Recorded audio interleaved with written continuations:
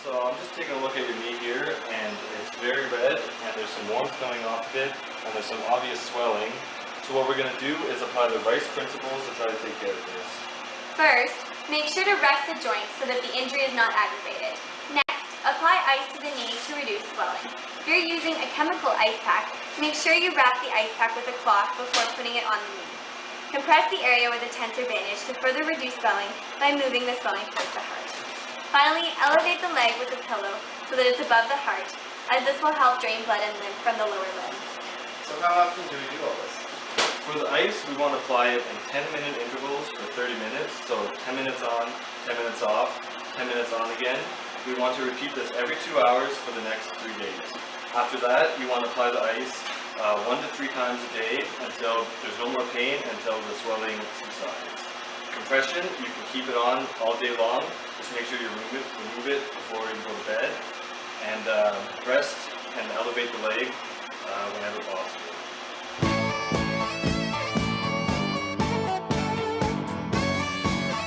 We're going to start with 3 exercises, 1 for each part of the goal. And we're going to start with some range of motion exercises. And for this, my lovely assistant Lauren is going to help you through that.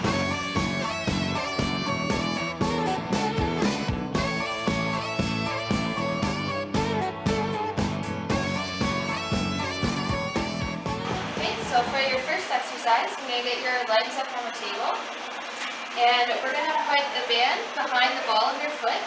I want you to hold the ends with one hand and place your other hand on top of your knee, and I want you to push down with one and pull with your other hand.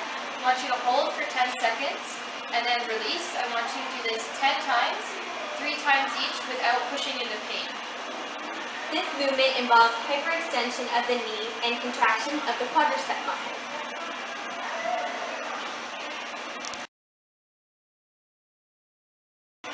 Okay, so for your second exercise, it's a strength exercise, and we're going to do an isometric contraction. So I want you to lengthen your leg as much as possible. Then I want you to contract your quadriceps for 10 seconds, and then release, and I want you to do this 10 times, 3 times a day. John doesn't move the leg because active extension of the knee might still aggravate the ACL. So by contracting without movement, we're ensuring a safer way to strengthen the quadricep. So for your third exercise, I'm going to get you standing beside me. So I want you to put as much weight as you can on your uninjured leg, and I want you to hold onto the table if you need to, and close your eyes. You're going to do this for 30 seconds, and then let go, and then you're going to do this 3 times. This exercise is for proprioception. John must ensure that he is putting enough weight into the leg to be working the leg, but not so that it is in pain.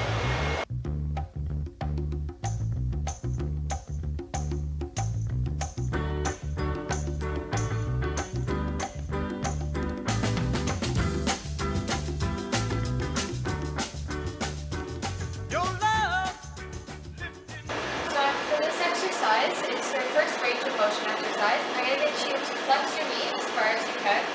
I'm going to get you to put the band around. And I'm going to get you to pull for 20 to 30 seconds. And then I want you to kick out for 6 to 10 seconds. And then I want you to release and relax for 30 seconds. And repeat this 2 times. This exercise is a proprioceptive neuromuscular facilitated stretch involving inhibition of stretch receptors in order to increase range of motion. So I'm going to have you move down to the end of the table just so that your knees are hanging off the end. So for this one, I'm going to get you to contract your quads, and you're going to extend your leg for 5 seconds as far as you can. Then I'm going to get you to contract your hamstrings as far as you can for 5 seconds, and then release. And I want you to do this 12 to 15 times, 3 times a day. This second exercise involves non-resistant flexion and extension of the knee in its full range of motion. Often, when you work through one end of a range of motion, like flexion, the other end, extension in this case, becomes stiff. This exercise allows you to work both so that neither will become stiff. So I'm going to have you lying on your back. So for this one, you're going to mimic a bicycle.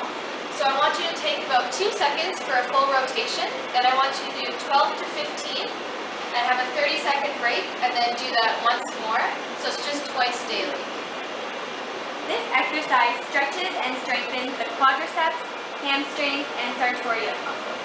This exercise helps to restore range of motion in both flexion as well as extension. It is more of a functional range of motion exercise. So let's do the first exercise for strengthening. So I'm going to put this foam roll under your ankles, and I want you to put both legs on here.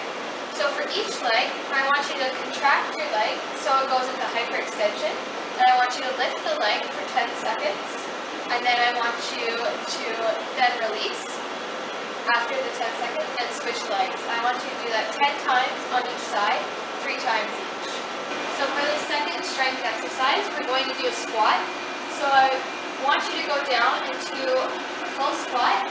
If you feel any pain, go until you feel pain, and then you come back up a bit.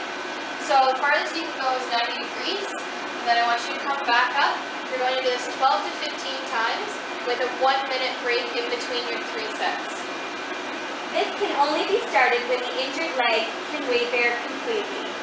Squats are a great exercise to strengthen the entire lower body as they strengthen the quadriceps, hamstrings, hip flexors, and gluteal muscles. We're going to have you put your leg inside here.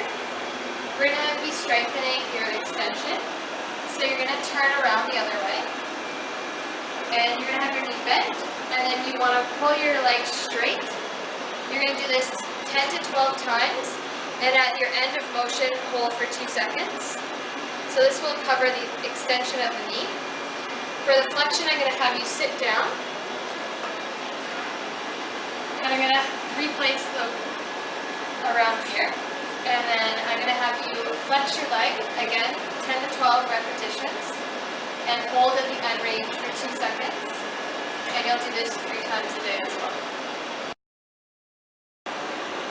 So for your first proprioception exercise, we're going to have you put your feet together. If you need to balance, you can use the table as well. You're going to close your eyes, and you're going to try and hold this for 30 seconds without wobbling. If you wobble, you need to restart. And you're going to do this 3 times a day. Improving balance is key in recovering full function of the knee and for preventing future injuries by better control of movement.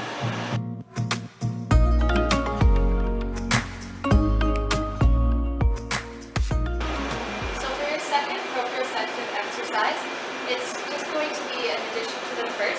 So you're going to just stand on your injured leg, and you're going to hold this for 30 seconds. Again, if you fall, you have to restart. And a minute between each, and you want to do it 3 times each. If you need to hold on to the table, you can. So just close your eyes and start.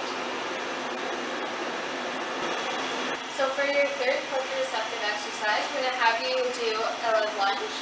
You want your front leg to go into 60 degrees flexion. And I want you to go so that there's no pain.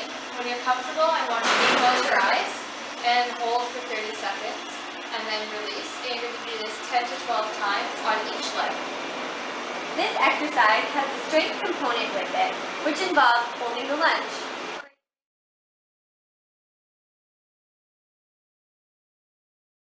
Okay, John, just some final points for you.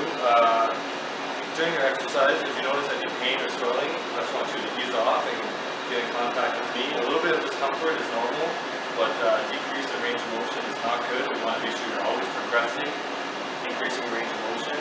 So, and at the end of exercise, if you make sure to ice for 10 to 15 minutes to increase the chance of swelling. Close to the end of the rehabilitation program, our patient will engage in more sport-specific movements and training, such as plyometrics, calisthenics, and weight training. This will typically occur 6 to 8 weeks after the injury. There are numerous criteria used to judge if the patient will be able to return to sport at this time. These include the status of the healing to see if there has been a full recovery, to make sure that the injury is not becoming chronic, and to ensure that the ligaments of the joint have been strengthened enough that there is no laxity of the joint creating instability. This will reduce the chance of re-injury.